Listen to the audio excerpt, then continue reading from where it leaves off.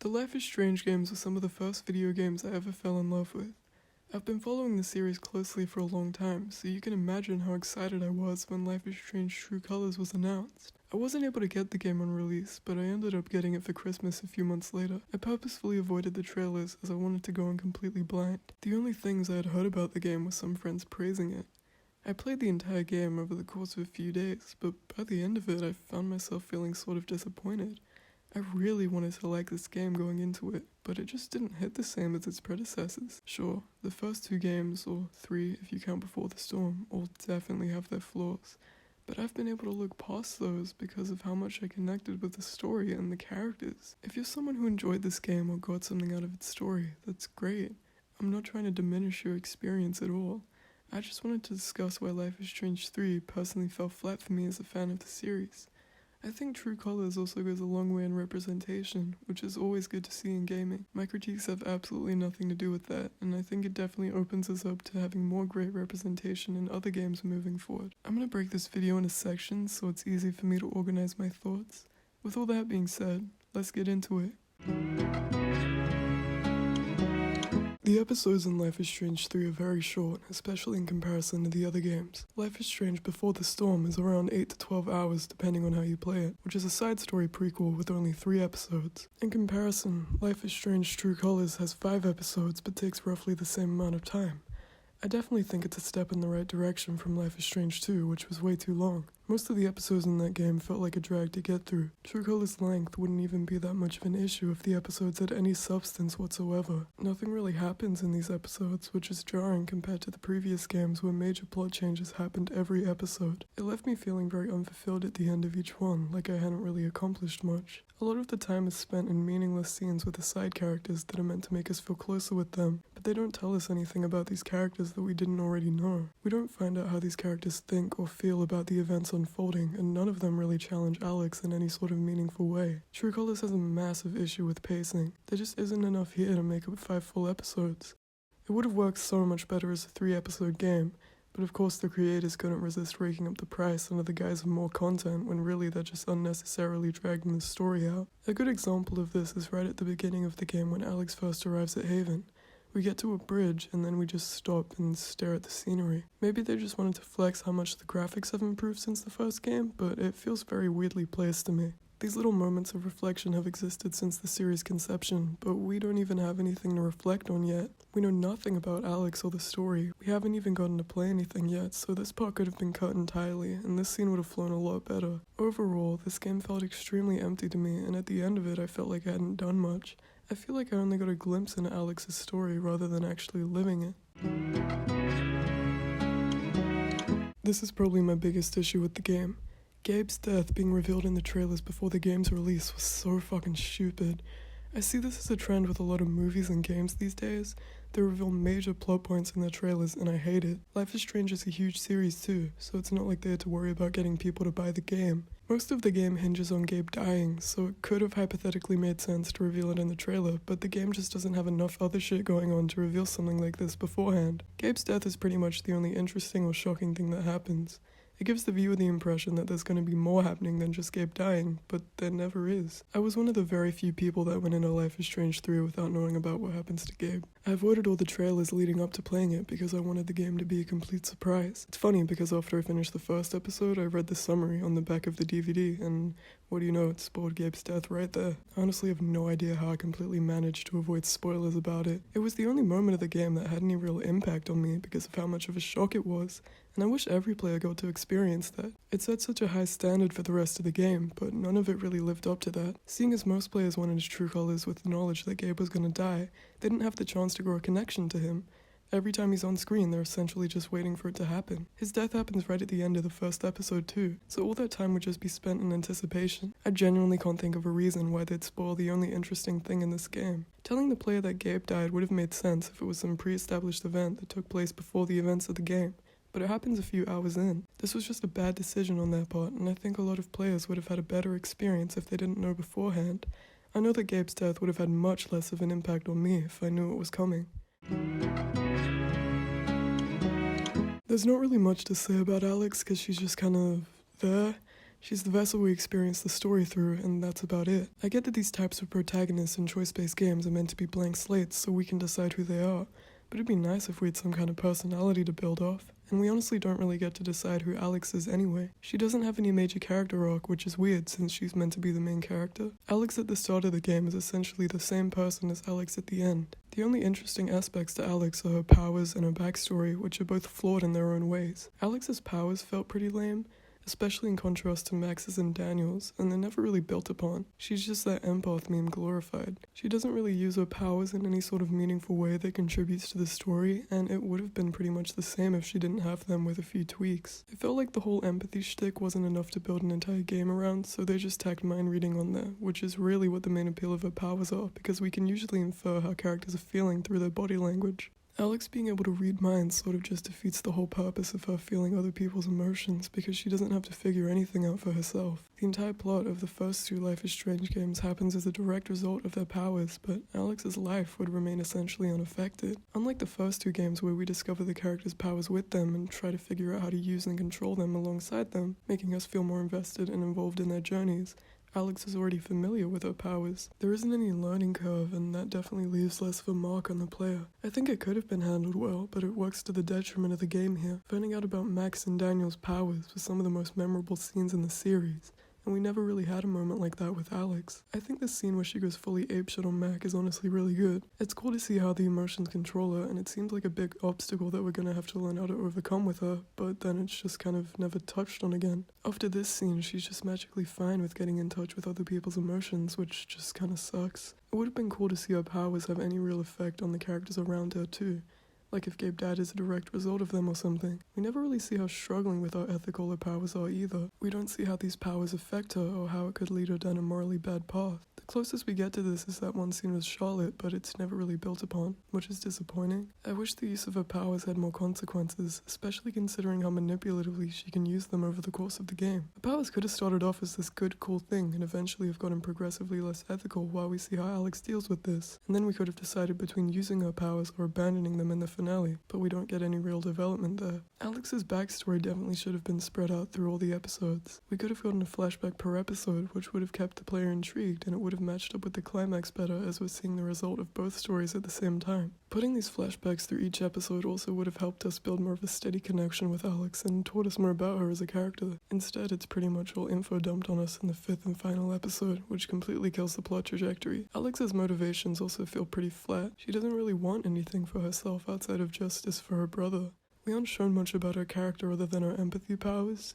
She lacks any real hopes or ambitions, which are meant to be what drives a character. There aren't many stakes, and we don't have much to root for. The only sort of development she goes through is getting a grip on her powers, which happens mostly off-screen anyway. I think another one of my main problems with True Colors was that nothing really happened. Gabe dying and Alex getting shot were the only big events, and the few episodes in between waste a lot of time. I understand it's meant to be a story with a smaller scale, but that doesn't mean things don't happen. The first Life is Strange is very similar. It took place in a small town with a limited cast of characters, but the stakes were high. You felt a sense of urgency, otherwise you risked killing an entire town. There's not much at risk in True Colors. The worst that could happen is Alex just never really gets justice, which would be mildly frustrating at best, I guess. Compare this to the first two games where something drastic would happen every episode that had a big effect on the plot. It just doesn't carry the same weight. One of the biggest fundamental flaws of True Colors is that its entire premise is built around Alex's ability to read thoughts and emotions, but it also tries to be a murder mystery.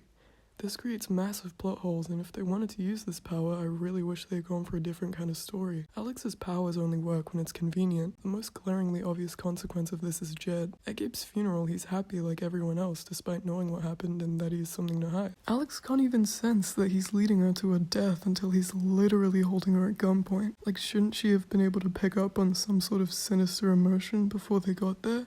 Didn't they ride in the same car? This is kind of a nitpick, but I felt like it was sort of a basic message to be like, this big corporation is shockingly bad and they don't care about people. Anyone with a developed brain knows that massive corporations are genuinely just awful, and the game doesn't take any unique or nuanced stance on the topic. The pacing of True Colors is also just really weird. After 3 whole episodes of basically nothing happening, Alex is shot by Jed and forced down a mineshaft. It really amped me up because I felt like the plot was finally gonna kick off, but then the majority of episode 5 was spent in this slow melodramatic flashback to Alex's childhood. Like, we don't have time for this. Alex is somewhere in a mineshaft with a gunshot wound to the head and you're making me relive her entire childhood? How am I meant to care about any of this right now? I wanted to do an entire section on the lot, but I didn't really have enough to say. It has a unique gameplay mechanic, but it takes up almost an entire episode of valuable runtime. It feels like a massive detour and it doesn't really add anything to the story overall. It also feels a little on the nose to have the actual twist villain play a twist villain, but honestly I was dumb enough to have that go right over my head. I would have really enjoyed this section of the game if it was shorter, optional, and didn't detract so much from the main story. It genuinely feels like the writers just ran out of plot ideas and used this to pad the runtime.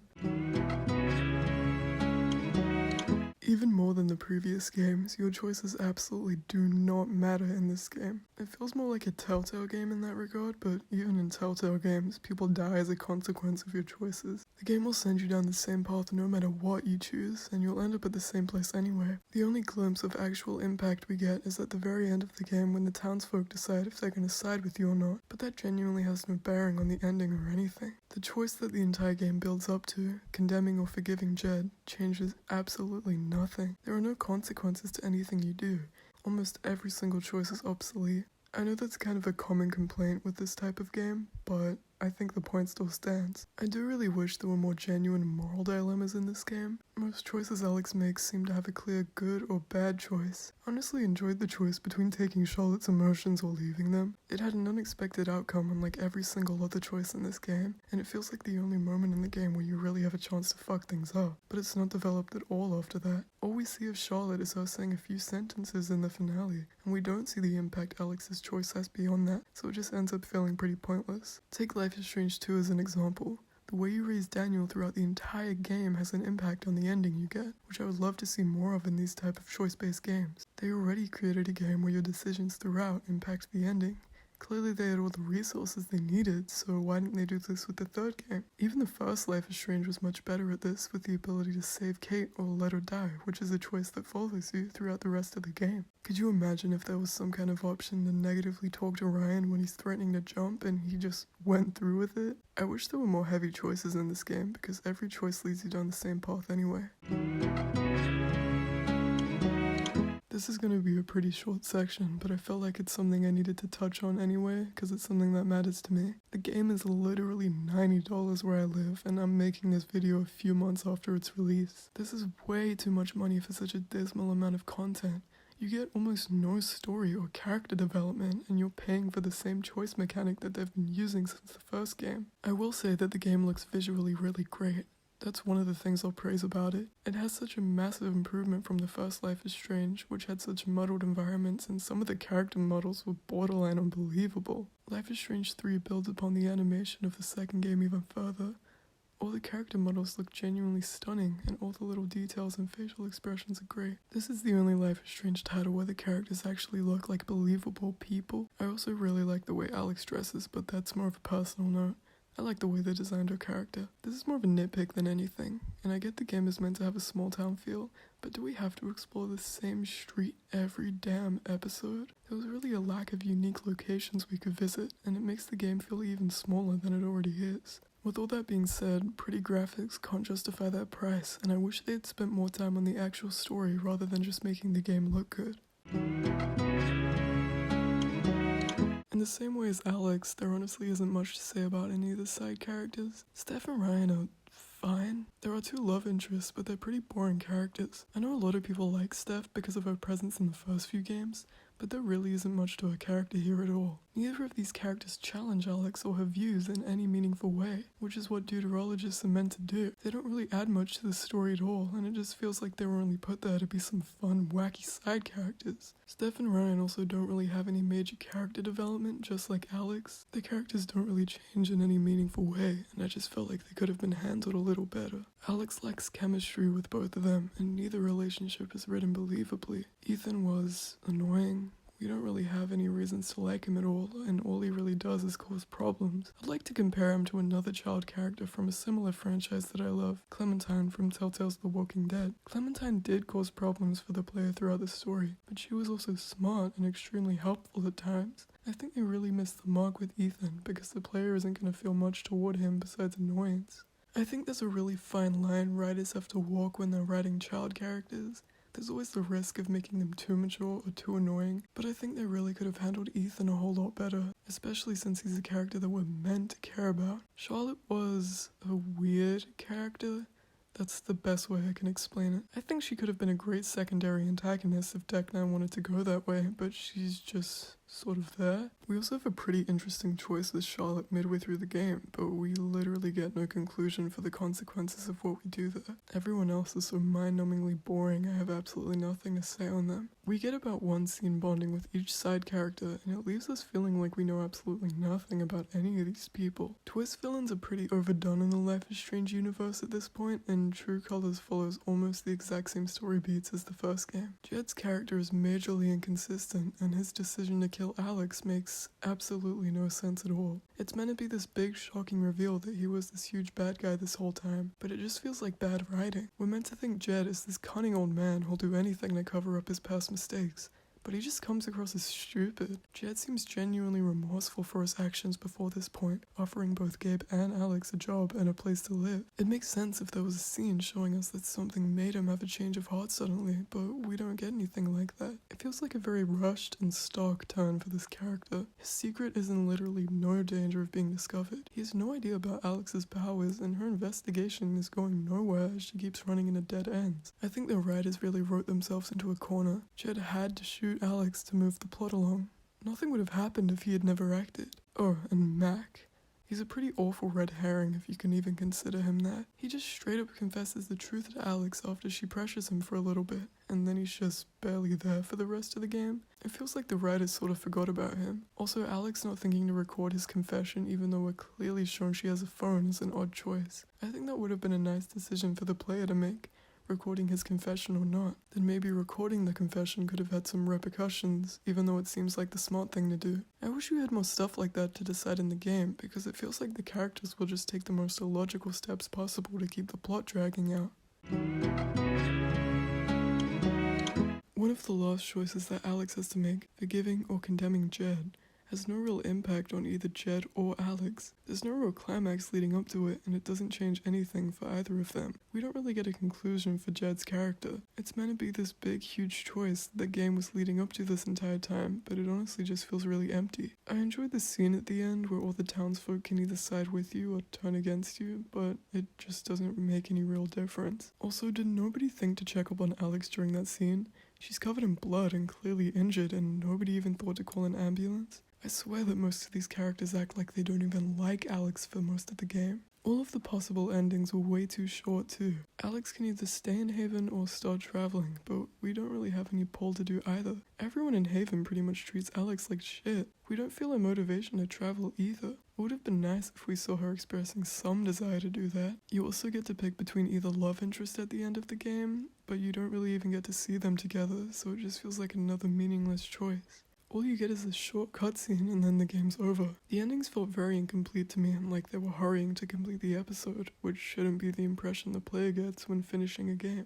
Alex also faces none of the consequences for her actions throughout the game, and all of the possible endings just seemed unrealistic to me. It would have been nice if our decisions carried throughout the entire game and impacted the ending, which was something I really liked about Life is Strange 2. Overall, while I had a fun time playing True Colors, I found it to be sort of unremarkable, especially when compared to the previous titles.